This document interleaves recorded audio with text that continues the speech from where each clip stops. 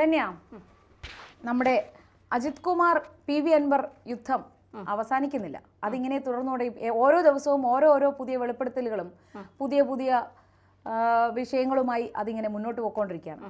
ശരിക്കും പറഞ്ഞാൽ ഇത് മുഖ്യമന്ത്രി ഒരാൾ വിചാരിച്ചാൽ ഇത് ഇത്രയും വഷളാക്കാതെ അത് കൈകാര്യം ചെയ്യാമായിരുന്നു എന്നാണ് എനിക്ക് തോന്നുന്നത്.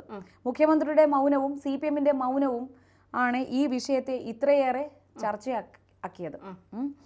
പിന്നെ PV അൻവർ അത്ര പുണ്യാളനൊന്നുമല്ല.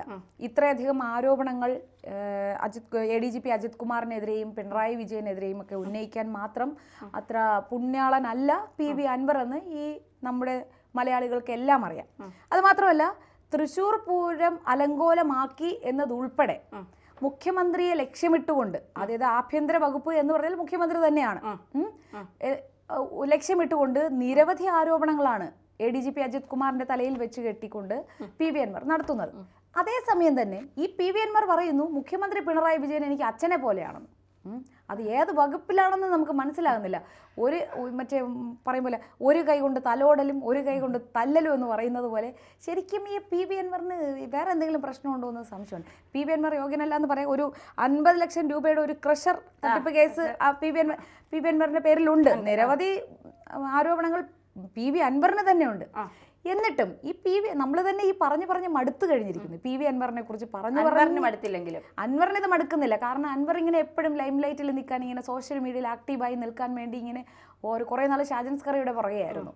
അതിൽ നന്നായിട്ട് ഷാജൻ സ്കറിയെ PV അൻവർ ഉദ്ദേശിച്ച പോലെ ഒന്നും സംഭവിച്ചില്ല. ഷാജൻ സ്കറി ഇപ്പോഴും സേഫായി തന്നെ മാധ്യമപ്രവർത്തനം നടത്തിക്കൊണ്ടിരിക്കുന്നു. ഷാജൻ സ്കറി അത് വെച്ച് കുറച്ച് കാശുണ്ടാക്കി PV അൻവറിന്റെ വാർത്തകളിട്ട് അത് പറഞ്ഞിട്ട് കാര്യമില്ല. കാരണം അദ്ദേഹം ഒരു ഓൺലൈൻ മീഡിയ നടത്തുന്ന ഒരാളാണ്. അദ്ദേഹം ഒരു ബിസിനസ് മാനാണ്. അദ്ദേഹത്തിന്റെ ജോലിയാണത്.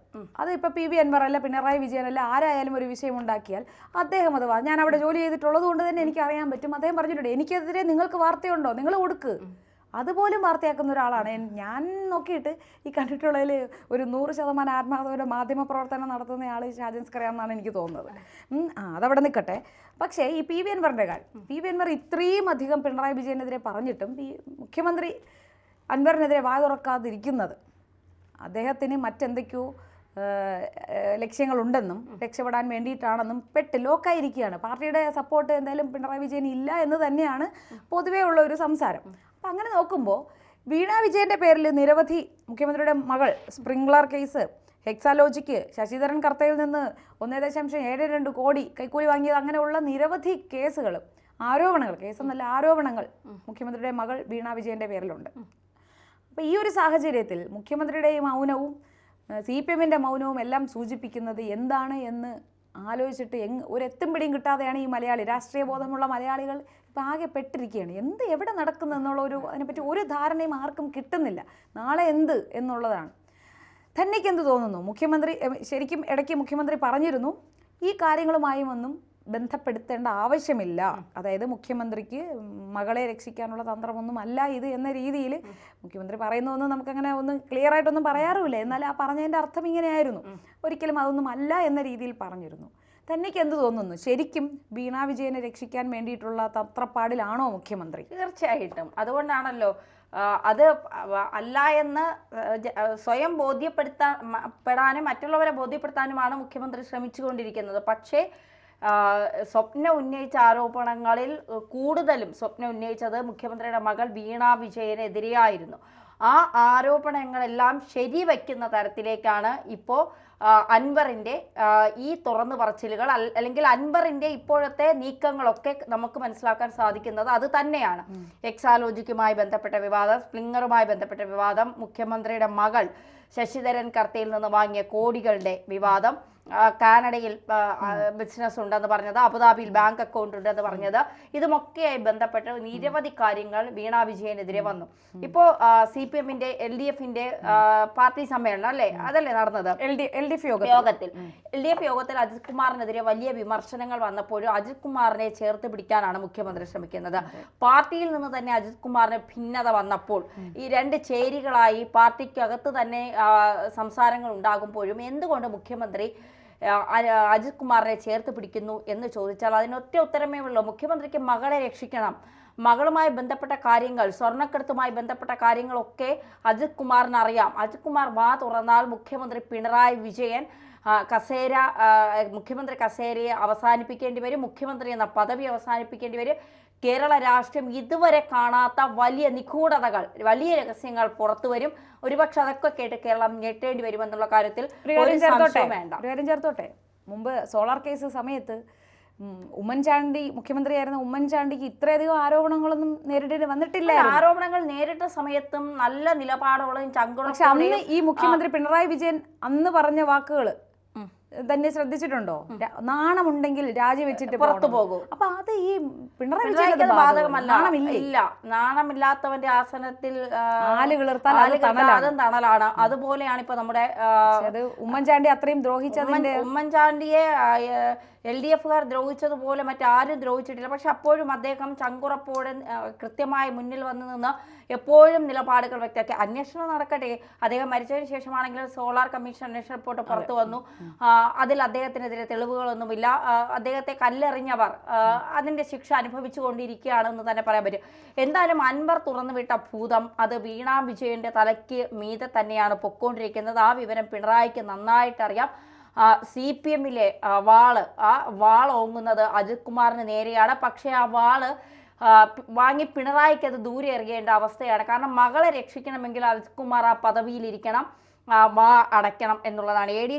ADGP DGPക്ക് മൊഴി നൽകിയാലും ആ മൊഴി എന്താണ് എന്നുള്ളതും അതിൽ ഇപ്പോൾ PV അൻവറിനെതിരെയാണ് ആരോപണം ഉന്നയിച്ചുകൊണ്ട് അജിത് കുമാർ രംഗത്തെത്തുന്നത്. അതായത് തീവ്രവാദ ബന്ധമുണ്ട്. ഒരു ഭരണപക്ഷത്തിരിക്കുന്ന ഒരു പാർട്ടിയുടെ ഭരണപക്ഷത്തിരിക്കുന്ന ഒരു പാർട്ടിയുടെ MLAക്കെതിരെയാണ് ഒരു ADGP പറയുന്നത് കുഴൽപ്പണ ഇടപാടുകാരുമായി ബന്ധമുണ്ട്, തീവ്രവാദ ബന്ധമുണ്ട് എന്ന് ഒരു ADGP ആരോപിക്കുന്നത്.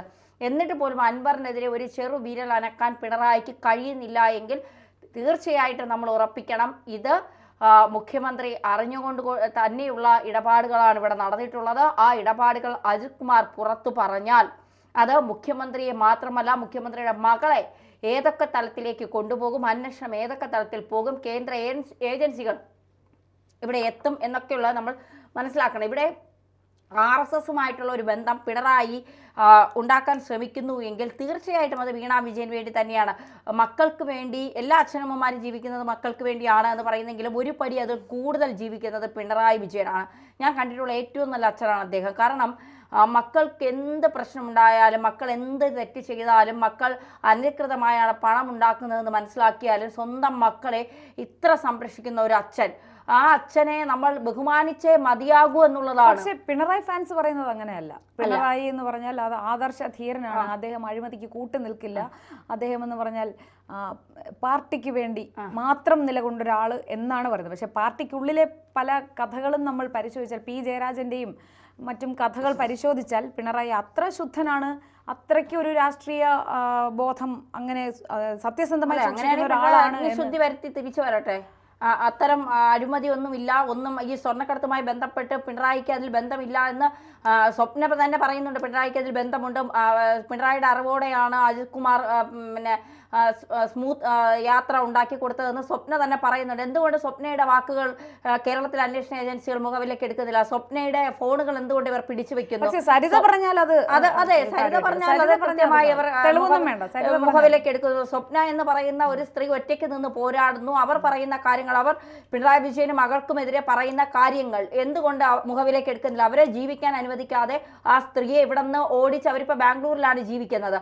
സ്വന്തം മകൾക്കാണ് ഇങ്ങനെ ഒരു അവസ്ഥയെങ്കിൽ പിണറായി ഇത്തരത്തിൽ ദ്രോഹപരമായ നടപടികൾ ചെയ്യുമായിരുന്നു. സ്വപ്നയെ കുറിച്ച് അങ്ങനെ പറയുമ്പോൾ സരിതയും എന്താണ് ഒരു ബിസിനസ് സ്വപ്നവുമായി വന്നു കയറിയ ഒരു സ്ത്രീയായിരുന്നു.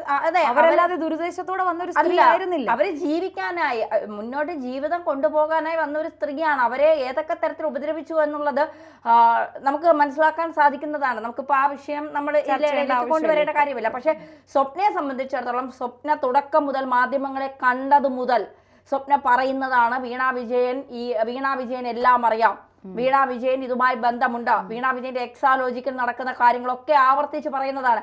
ഈ കാര്യങ്ങൾ വീണയെ രക്ഷിക്കാനാണ് സ്വപ്നയെ കേരളത്തിൽ നിന്ന് സ്മൂത്തായി കടക്കാൻ അജിത് കുമാർ പദ്ധതിയിട്ടതും പദ്ധതി കാണിച്ചു കൊടുത്തതും. അത്തരത്തിൽ അജിത് കുമാറിന് കാര്യങ്ങളെല്ലാം അറിയാം. കൊട്ടാര സമ്പന്നമായ വീടുകളും കാര്യങ്ങളും ഒക്കെ വച്ച് ഇത്രയും രാജാവായി അജിത് കുമാർ വാഴുന്നതിന്റെ പിന്നിൽ പിണറായി തന്നെയാണ്, അതിൽ ഒരു സംശയം വേണ്ട. എന്തായാലും ഈ വിഷയവുമായി ബന്ധപ്പെട്ട് വീണയെ രക്ഷിക്കാനാണ് മുഖ്യമന്ത്രി മൗനം പാലിക്കുന്നത് എന്നുള്ളത് കേരളത്തിലെ രാഷ്ട്രീയം സംസാരിക്കുന്ന എല്ലാവർക്കും അറിയാവുന്ന കാര്യം തന്നെ.